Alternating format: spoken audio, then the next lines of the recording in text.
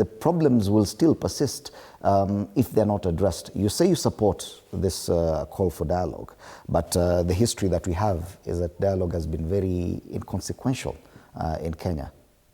Thank you, Fred. I do not remember of any particular dialogue that this country had that had young people in the panel or in the composition of the panelists in a particular dialogue conference or engagement.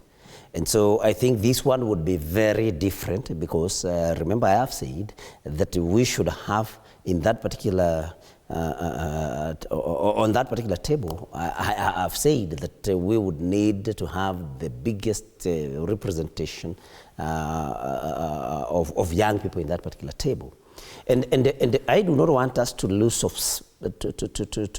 lose this point. The dialogue has a psychological effect.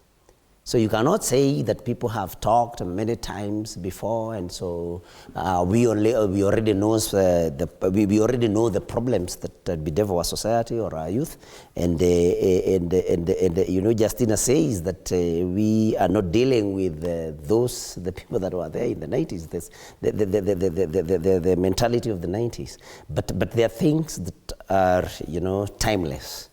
You know, psychology is timeless. I mean, when you sit down with somebody, even if you have wronged them, when you start talking, you know, when you start talking, there is that psychological effect that they can feel that, yes, now at least we are talking. And so they are going to open up. There'll be more trust in both parties, especially now here the affected party. So I mean, there is that thing that it will bring. Let me say that psychological, you know, feeling will be there. That now at least people have started listening. Because how do you show you are listening?